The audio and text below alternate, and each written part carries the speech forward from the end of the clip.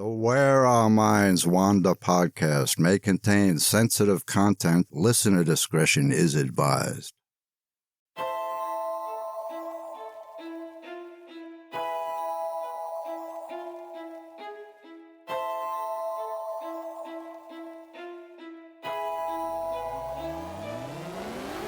Greetings, fellow wanderers, to the places our minds wander.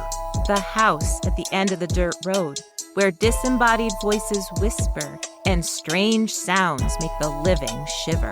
Where shadows lurk at the edge of the woods, just outside your back door. And mysterious lights speed beyond reason across the clear night sky. Odd events throughout time that lead you down the rabbit hole. I'm Wes. And I'm Beth. And this is Where Our Minds Wander. Hello and welcome to Where Our Minds Wander, all you fellow wanderers. Thank you for joining us. Hello, everybody. Well, Beth, that much-awaited time is finally here. We're on summer vacation. Woohoo! And we're proud to announce that we'll be bringing back our monthly premium bonus episodes. They're only $3 a month, and you can cancel anytime. And if you enjoy our podcast and would like to support us, there are many different ways to do that, like our TeePublic store or our bonus episodes. And we also have PayPal and Ko-Fi on our website at whereourmindswander.com, where you could donate any amount that you might wish to donate. That's right. No donation is too small, and it all goes back into our production costs. Also, if you'd like to support the show, and money is tight, we get that, because everything keeps going up. You can support us by telling your friends and family. Yes, they could. That's just as important. That it is. It goes a long way. Well, I guess with that said, we'd like to say that we do truly appreciate each and every one of you. We do, absolutely. All right, Beth, with that little bit of housekeeping out of the way, why don't you tell everyone where your mind wandered for this episode? All right. A lot can go wrong while shooting a movie. Producers and the director might not share the same cinematic vision, and the director finds themselves fired. Writers may be hired to rewrite a sagging storyline midway through production. Actors may only make it through a table read before they find themselves replaced. Weather can even be a factor. It might rain when you don't want it to and refuse to rain when you need it, adding hundreds of thousands of dollars to an already over-budget film. A lot can go wrong. But what do you call it when a movie production seems plagued by problems from start to finish? And what if those problems go far beyond the norm to include multiple deaths, set fires, bodily injury, and murder? You might say the movie is cursed. For decades, ever since 1973, actually, people have been claiming that one movie was definitely cursed, to the point of it being downright creepy. And the movie just happened to be The Exorcist, one of the creepiest horror movies of all time. Was it just a publicity stunt? If so, then it would be one that basically took on a life of its own and is still talked about 51 years later. That's a long time. I mean, think about that. 51 years, and people are still talking about it. So tonight I thought I'd talk about it. The Curse of the Exorcist movie. Now, I remember the first time that I ever saw it was during one of those Saturday afternoon movie marathons on TV. They would sometimes do that in the summers when they knew most people were outside and not watching TV. And I know a lot of it was, edited for time, as they used to say. Although I did get a kick out of Your Mother Sews Socks in Hell. Yeah, the first time I saw it on TV, after seeing it in the movie theater, that was my favorite line. Your mother sews socks in hell. And I was like, what was that? But I have to say that it did still freak me out because at that point I was probably about 14 or 15. And the movie was at least 10 years old, but it still freaked me out because, as you know, I didn't really watch horror movies until I met you. So imagine me all alone in my family room watching The Exorcist when I should have been outside playing. But for those of you who have never seen it, The Exorcist held the #1 spot as the scariest horror movie ever made for decades. By the end of its theatrical run, it made $193 million, which in today's money would be about $7 billion. It was released the day after Christmas in 1973, and the plot, in a nutshell, is this. An actress named Chris MacNeil and her 12-year-old daughter Regan move into a rental apartment in Washington, D.C., while Chris is shooting a movie. Regan, the daughter, starts acting very strangely, speaking in tongues, levitating, twisting her own head around 360 degrees, that sort of thing. Although Chris initially takes Regan to see a doctor, it only gets worse. And soon people around Regan are dying. Not knowing what else to do, Chris invites 2 priests into her house to do an exorcism, Father Karras, who is experiencing a crisis of faith, and Father Marin, an older, more experienced exorcist. Pea soup, obscenities, and bodies go flying as both priests struggle to exorcise the demon Pazuzu from Regan's body. Initially, director William Friedkin was given 85 days to complete filming. It actually took 200 days and went $2.5 million over budget, about $14 million over in today's money. But the initial problems were almost mundane compared to what came later. First, the statue of Pazuzu, or the demon that takes over Regan's body, was constructed in a prop shop in Burbank, California. But when it came time to film the initial archaeological dig scene where the statue is unearthed and unleashes all of its bad karma, it was nowhere to be found. According to a NewYorkPost.com article, the production in Iraq stalled for 4 weeks until the statue could be found, and it was in Denmark. Somehow, the prop company had sent it to Denmark instead of Iraq. Not a huge deal, but it did add 20-plus days to the shooting schedule, which, as I said, was only supposed to be 85 days. Then, one morning in 1972, after the cast and crew had spent hours working on the terrifying exorcism scene, Friedkin received a weird phone call at 4 a.m. from his production manager. Friedkin assumed he'd pushed the envelope too far with his hyper-realistic, scary scene and asked if he'd been fired. The production manager told him no, but the entire set at the 20th Century Fox studio had burned down. In a freak accident, a pigeon had flown into a light box, causing the initial spark, and the entire MacNeil apartment set was nothing but rubble.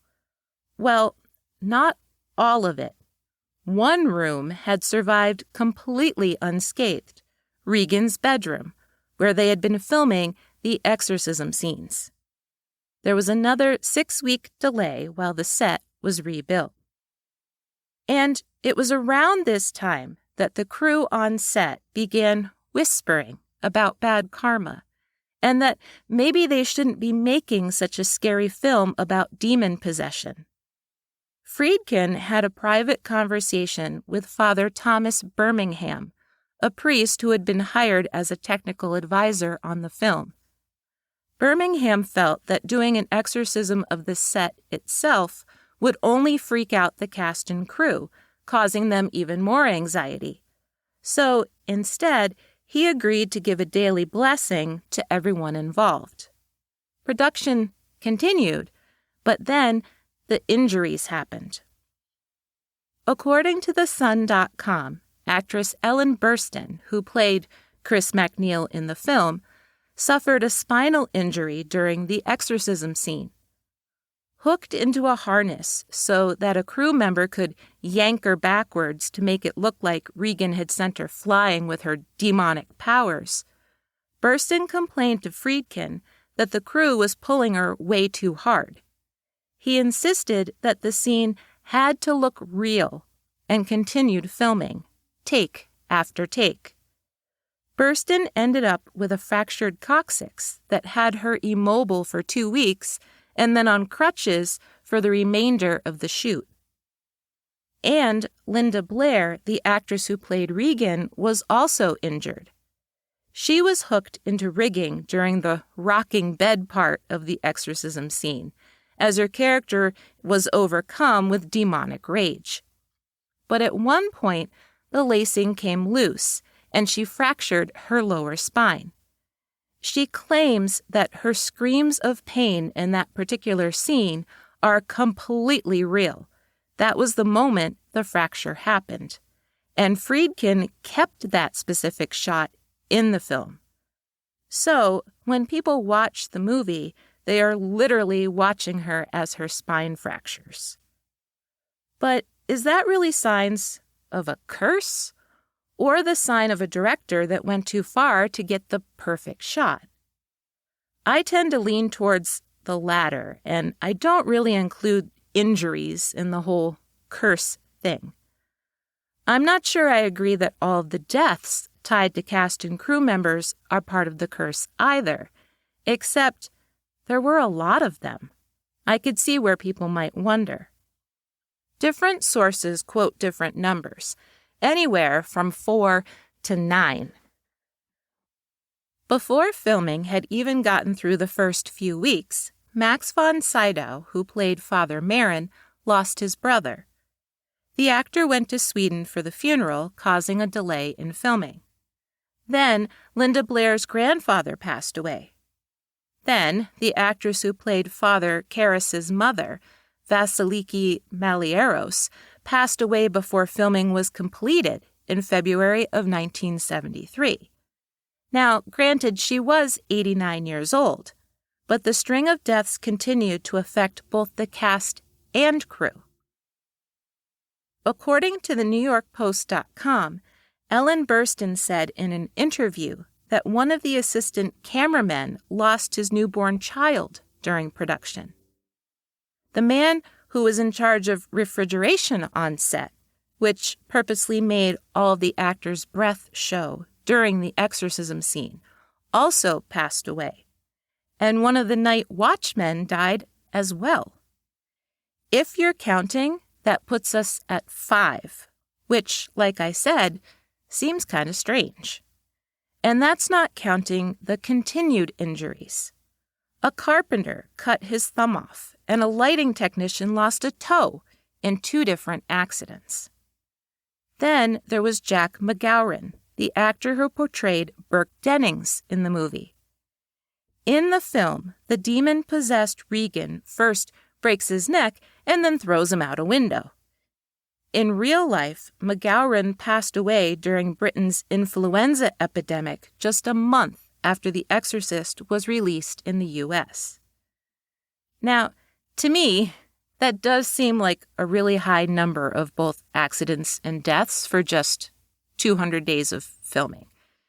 If it wasn't a curse, then it's definitely a string of really bad luck.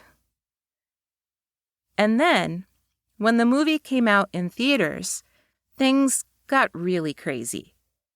There were even more accidents and deaths involving mere theater employees.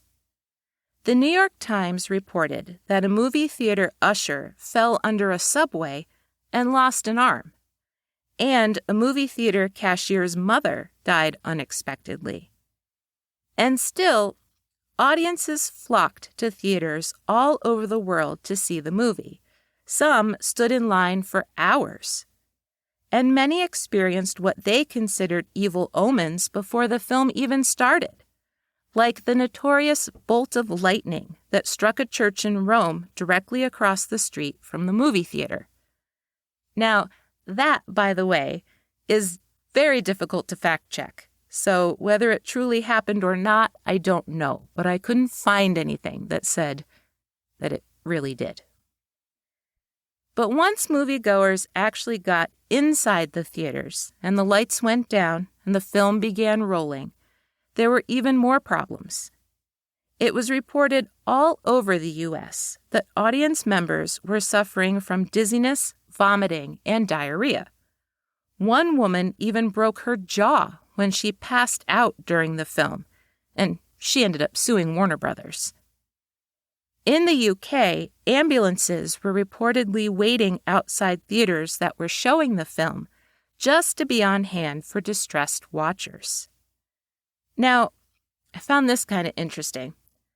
William Friedkin, the director, found himself in some hot water for deliberately putting subliminal messages in the film.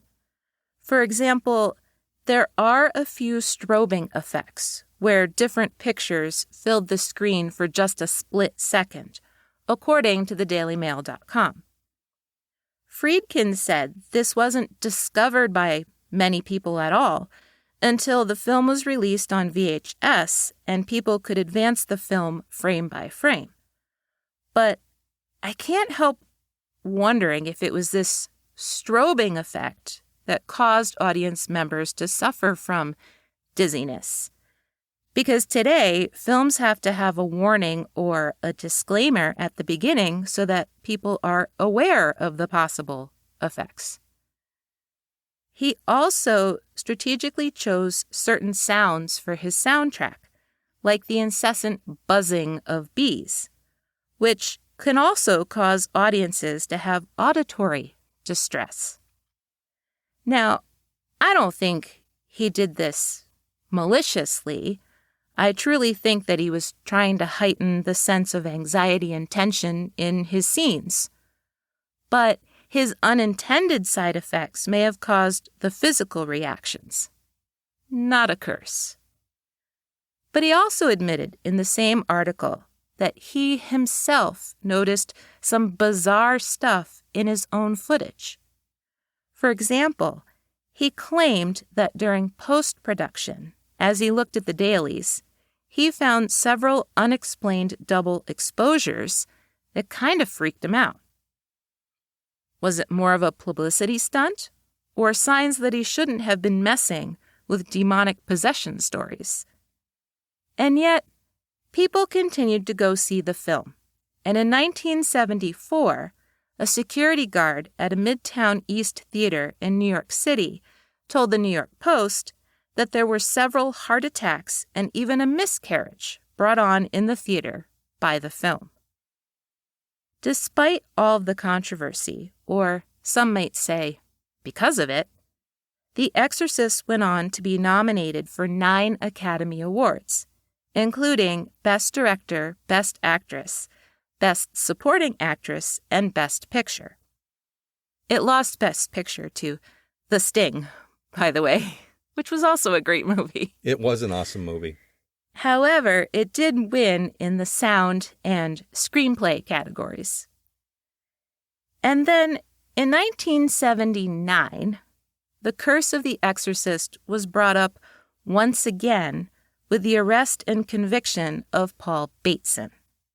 Now, I debated even mentioning this part of the story because I personally don't think it's related to the curse at all, but since so many people tend to include it in the curse narrative, I figured some of you would wonder why if I left it out, so here it is.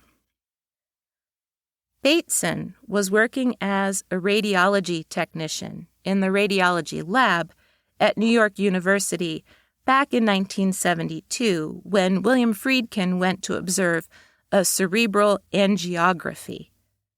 Friedkin knew he wanted to use the procedure in his film, and he was so impressed by all of the medical professionals in the room that he hired them all as extras. Bateson, who was gay, was active in the S&M and leather subcultures of New York City, but he was also an alcoholic known to drink a quart of vodka a day. His drinking led to his termination from the radiology lab, and he picked up odd jobs as a cashier at an adult theater and doing some housekeeping. When film industry journalist Addison Verrill was found beaten and stabbed to death in his Greenwich Village apartment in September of 1977, police received some strange phone calls that led them to Bateson. For 2 years, someone had been targeting gay men in New York City, dismembering them and putting their body parts in black trash bags. The media began referring to them as the bag murders. There was justified public outrage from many people who said the police were treating these murders as if they didn't matter.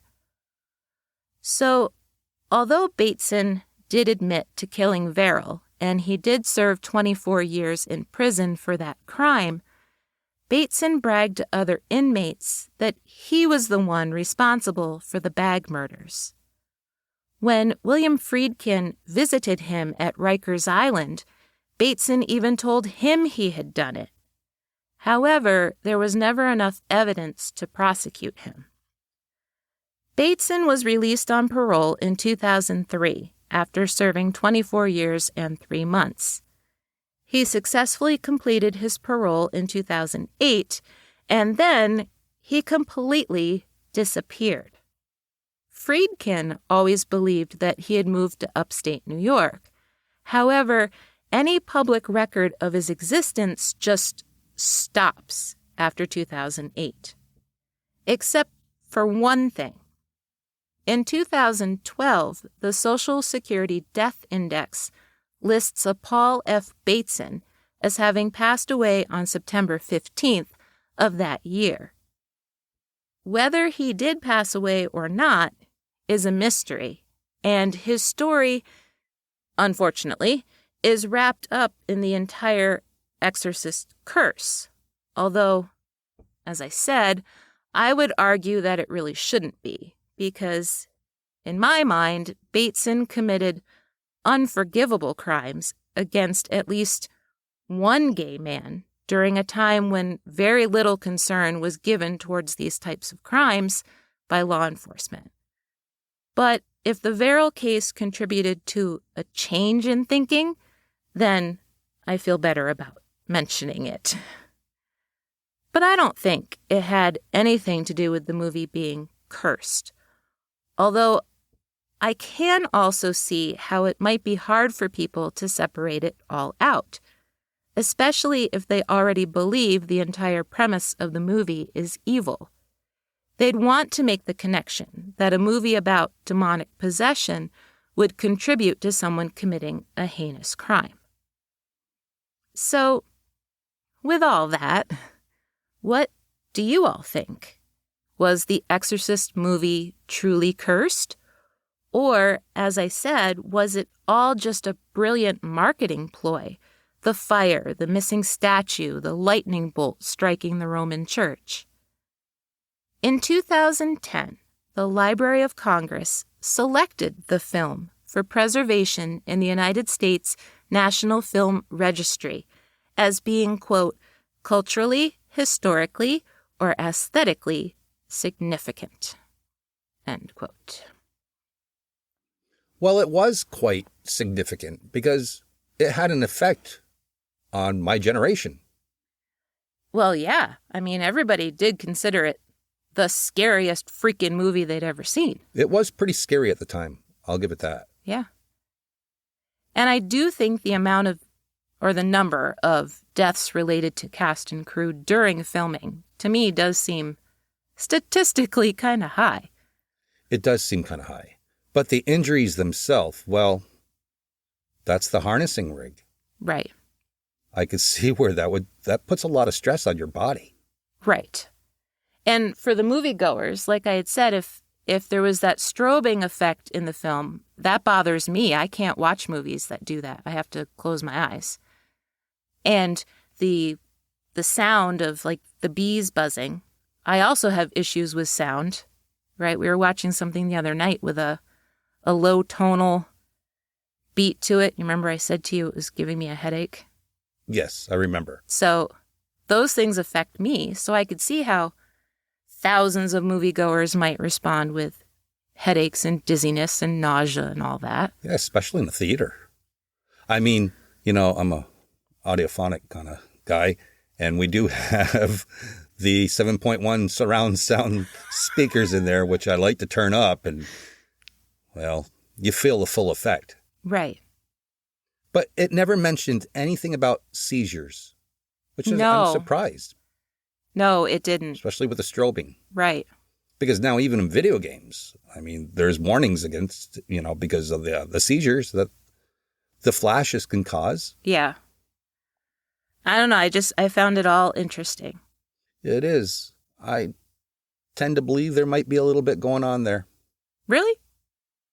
Yes. Just a little. Okay. We might be on opposite sides of this one. Usually we're the other way around, but. Well, like you said, some of it's explainable. Right. But there could be a little bit something there. Could be. Hey, you know what? We need to go on a quick break because my glasses are fogging up really bad because it's so hot in here. Oh, yeah, I can barely see your pupils. I can barely see my phone in front of me. Well, with that said, we'll be right back after this quick break.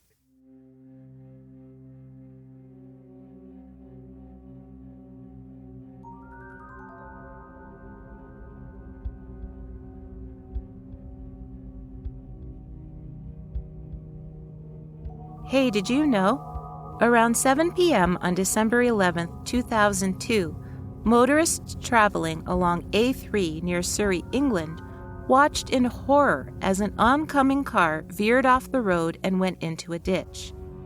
The motorists searched the area, hoping to help whoever had gone off the road. Unable to find a car, they called the police. When police arrived, they too were unable to find a vehicle. At first. But then, 20 yards off the road, covered in underbrush, they found a car. Its lights were off, the battery was dead, and inside was the badly decomposed body of the unfortunate driver.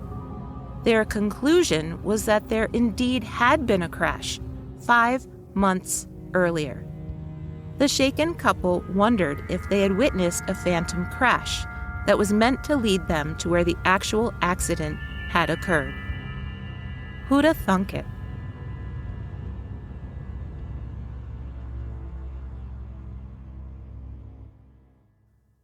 All right, we are back, and I am properly defogged, at least for the moment. I can see again. Yeah. It gets very warm in here. So, what are you going to be talking about tonight? Tonight, I'm going to be telling everybody about a mysterious creature in Missouri. On July 11th, 1972, two brothers, Terry and Wally Harrison, were playing outside in their backyard in Louisiana, Missouri. Louisiana is a small town in Pike County with a population of just under 4,000 people. Terry was 8 and Wally was 5. Their big sister, 15-year-old Doris, was inside the house at the time. The Harrisons' yard sat at the base of Malzoff Hill, on the outskirts of town. As the two brothers played, they began to hear strange sounds. They stopped what they were doing, and they both looked up and screamed. Inside the house, poor Doris just happened to be in the bathroom when she heard her little brother screaming. But luckily, the bathroom window gave her a perfect view of the backyard. Standing not far from her brother was a horrifying sight. A man-like creature stood next to a tree watching them. It was easily 6 to 7 feet tall.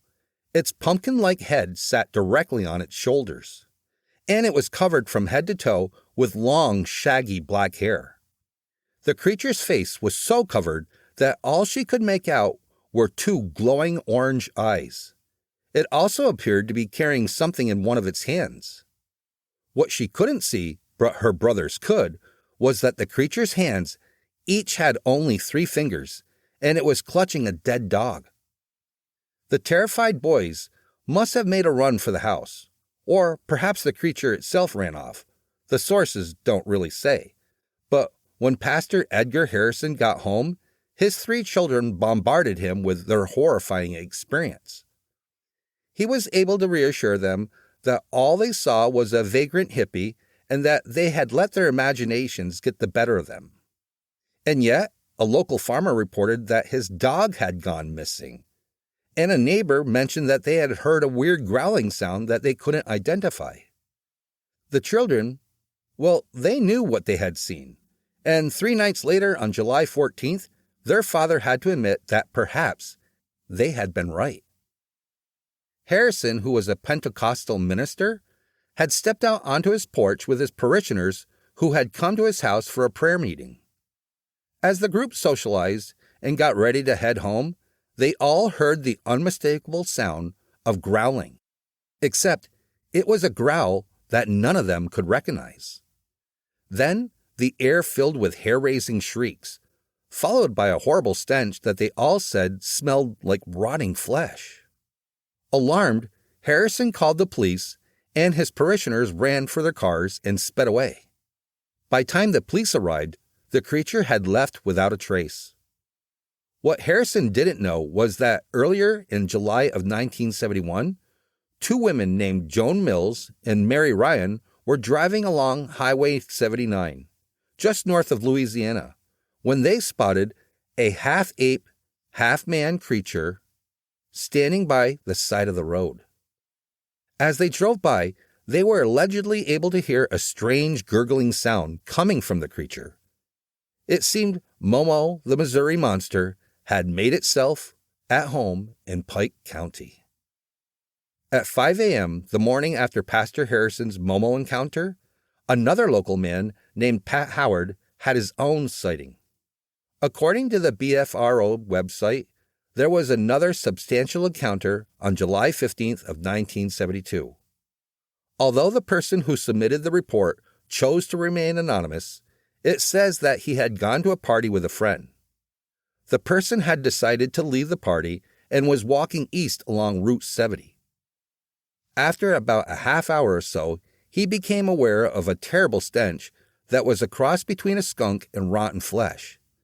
As he looked around, he noticed a farmer, who was on foot, driving a herd of cattle in a field on the other side of the road. Although he initially thought that it was weird that a farmer would be doing that so late at night, he continued walking. The farmer kept pace with him out in the field. Suddenly, the air was pierced by a god-awful scream, and the person stopped dead in his tracks and whipped his head towards the cattle, only to see the farmer had stopped and was staring right back at him. The person decided to get a move on, and he kept walking, quickening their pace, which he said the farmer matched as his cows ran ahead of him. The person was so freaked out that he started running, and that's when he realized that the farmer was way too tall to be human, and he was covered in long, shaggy black hair, not clothes. That's creepy. That's really creepy. You're by yourself, and there's this farmer pacing you? Yeah. In a field? Yeah. You couldn't run fast enough. No. As the person ran, the creature kept pace easily, jumping a 4-foot-tall barbed wire fence as if it were nothing. Finally, the person made it to a farmhouse and pounded on the front door, only to be told by a confused and frightened farmer that they didn't want to let him in. He stayed on that front porch until his friend came to get him. According to stateofhorror.com, it was a few days later on July 21st when Ellis Minor's dogs began frantically barking around 10 p.m.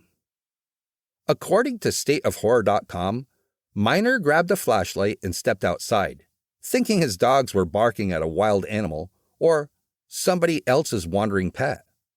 Instead, he caught something remarkable in the beam of his flashlight, a 6-foot-tall bipedal creature just standing in his yard. He said that as soon as the light hit the creature, it bolted off. So many Louisiana residents had reported Momo sightings to the police that they decided to seal off a 200-acre wooded area near Malzoff Hill and go on a Momo hunt on July 23rd. Most of the reports involved people seeing this black hairy creature carrying off sheep or dogs. And to be fair, the police fully believed that Momo was nothing more than an aggressive black bear. But 25 hunters went out searching anyways, and came back empty-handed and without a single sighting. By this time, the media had arrived, and since most of the sightings occurred near Malzoff Hill, Pastor Edgar Harrison found himself in the middle of it all, whether he wanted to be or not. He was the one who showed Richard Crowe, who happened to be a reporter for Chicago's Irish Times, around the area. Crowe wrote in his article that the two of them discovered actual three-toed tracks, and they were 10 inches long and 5 inches wide, and had to have been made by something weighing at least 200 pounds. The two men also came across a vacant shack that had piles of leaves and debris in one corner that appeared to be deliberately pushed there, as if some sort of creature was using it as bedding. The shack reeked of rotten flesh and stagnant foul water. Hayden Hughes, the founding director of Oklahoma City's International UFO Bureau, arrived along with colleague Daniel Garcia. They were there on the behalf of the subgroup that Hughes had formed to investigate Bigfoot sightings.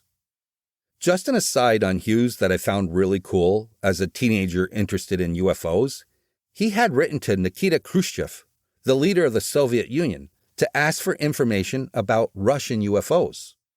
Since it was the middle of the Cold War, FBI agents arrived at Hughes' home to see whether he was a teenage spy or not.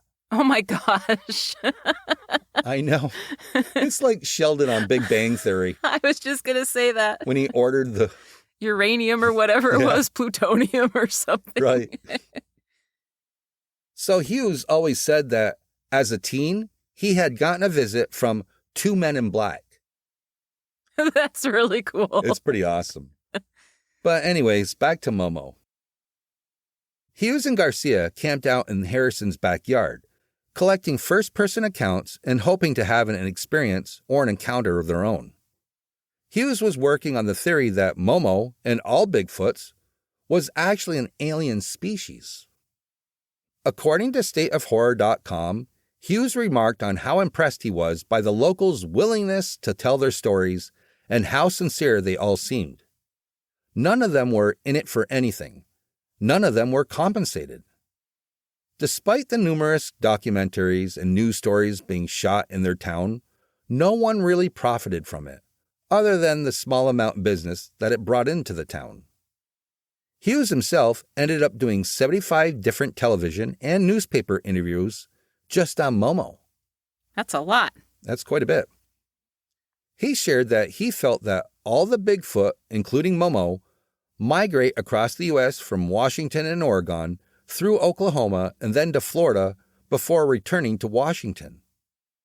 Louisiana, Missouri, and Pike County wasn't the only county to claim Momo was hanging out. There was also Lincoln County and St. Charles County. And one of these sightings happened a month before Momo made his way to Pike County.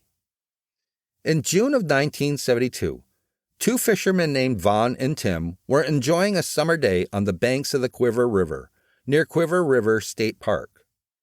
As the two men stood on the high bank, casting their lines down into the water, they heard a splash in the water and looked out in time to see something wading across the river towards them. They were confused, since it looked like a very hairy human. At first, one of them made a joke about a hairy hippie, until the creature got out of the water and stood up. You know, that's the second time in your story where this Momo creature has been called a hairy hippie. Well, it was the early 70s. I know. Hippies must have been unwelcome, I guess. I don't know. They said it was covered in long hair and stood taller than a normal man. It didn't appear to have a neck. Its head was like a dome sitting on top of its shoulders, and it was moving towards them. Tim moved even higher up on the bank, and Vaughn panicked and ran. The two men were able to find a park conservation officer and convinced him to come back to the riverbank with them. The creature was gone, but the three men found strange three-toed tracks. On July 24th, a day after the hunting party had gone after Momo in Louisiana, Missouri, two teenage girls near O'Fallon in St. Charles County reported seeing a bipedal hairy creature walking along the edge of a wooded area around sunset.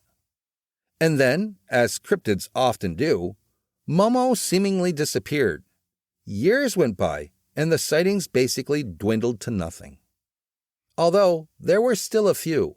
For example, according to the BFRO, there was an encounter on April 4th of 1973. A young girl, about 8 years old, was mushroom hunting with her mother, grandmother, and several cousins on her grandmother's wooded property in Pike County, close to the town of Louisiana. As they moved through the woods, they all suddenly got a whiff of something horrible. Having heard of all the Momo sightings the previous year, they hightailed it back to their car. As they got into the vehicle, they heard this terrible scream coming from the woods and freaked out. They took off towards the house. During that summer, it doesn't say what month, the grandmother claimed that she had spotted Momo standing taller than her 6-foot-tall lilac bush. She says that she had looked out her back door and saw a pair of glowing red eyes staring at her from over the bush.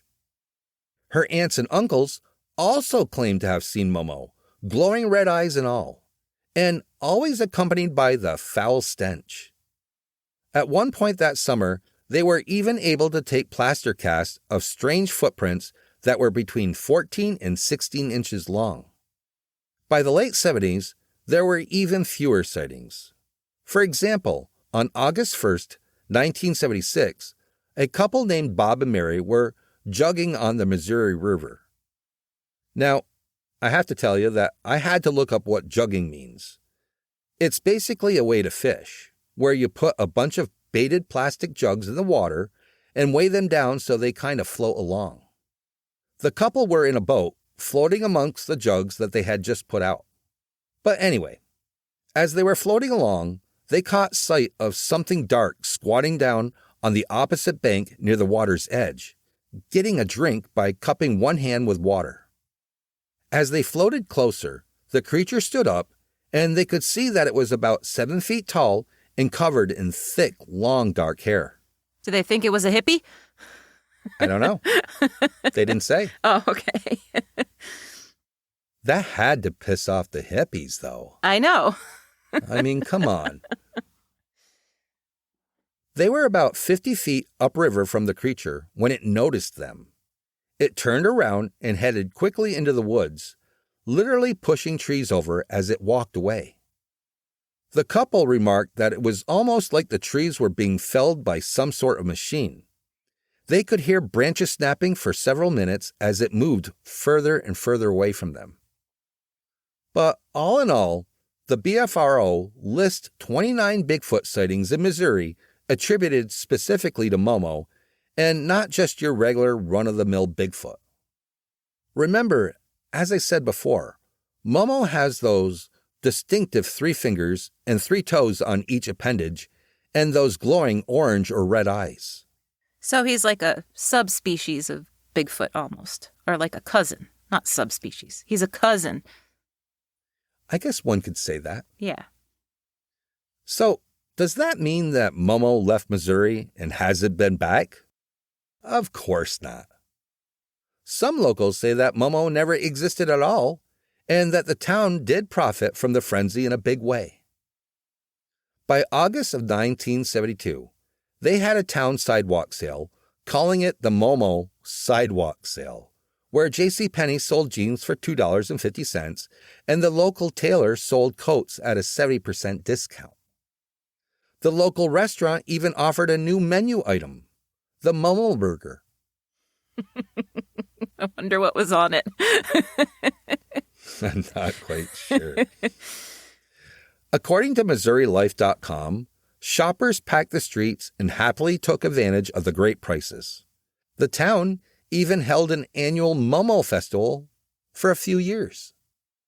And according to the article, some longtime residents recalled just how much Edgar Harrison liked a good tall tale.